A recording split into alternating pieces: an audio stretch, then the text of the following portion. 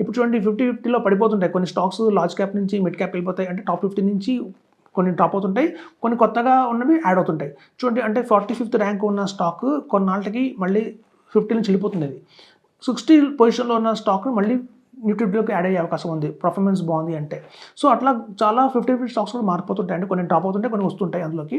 So అట్లాంటి Nifty 50 స్టాక్స్లో కనుక ఏదన్నా మంచి 20 స్టాక్స్ కనుక తీసి పెట్టుకుంటే, అలాంటి స్టాక్స్లో కనుక మనం ఇన్వెస్ట్మెంట్ చేసి ప్రతి 1 ఇయర్ కనుక ఆ పోర్ట్ఫోలియోని చూసుకొని సరిగ్గా ఉందా లేదా, మళ్ళీ ఏమైనా కొత్త స్టాక్స్ యాడ్ చేయాలా, ఉన్న స్టాక్స్ని తీసేయాలా చూసుకుంటూ వెళ్తేనే మనకి లాంగ్ టర్మ్లో మంచి రిటర్న్స్ వస్తాయండి. అలాంటి క్వాలిటీ స్టాక్స్ని ఇచ్చేది మనకి బ్లూ చిప్ పిఎంఎస్ అంటారు.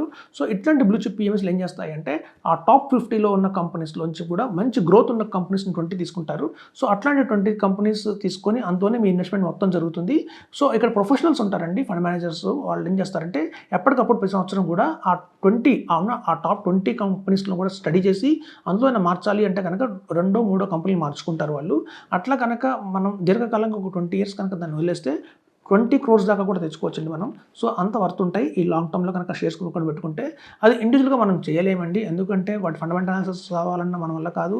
అవంతా స్టడీగా మనం చేయలేము. మన ప్రొఫెషన్ ఒక డాక్టర్ అయి ఉండొచ్చు, ఒక అడ్వకేట్ అయి ఉండొచ్చు, లేదంటే ఏదైనా ఒక ప్రొఫెషనల్ ఒక లెక్చరర్ అయి ఉండొచ్చు, సో రిటైర్డ్ గవర్నమెంట్ ఎంప్లాయీ అయి ఉండొచ్చు. మన పిల్లలకి ఏదైనా రేపు భవిష్యత్తులో ఏదైనా మంచి ఇద్దామన్నా కూడా మనం ఎప్పుడు ఉన్న స్టాక్ మార్కెట్ గురించి మనకు అంత అవగాహన ఉండదు. కాబట్టి మనం సొంతంగా నిర్ణయం తీసుకుంటే బదులు ఒక ప్రొఫెషనల్స్కి కనుక మనం ఇస్తే, అట్లా ఆ ప్రొఫెషనల్స్ కనుక క్వాలిటీ స్టాక్స్ పెట్టుకుంటే మాత్రం వీటిని క్వాలిటీ పిఎంఎస్ అంటారండి. ఈ పేరే క్వాలిటీ పిఎంఎస్. సో క్వాలిటీ పిఎంఎస్లో మీకు కేవలం ఒక క్వాలిటీ స్టాక్స్ మాత్రమే ఉంటాయి.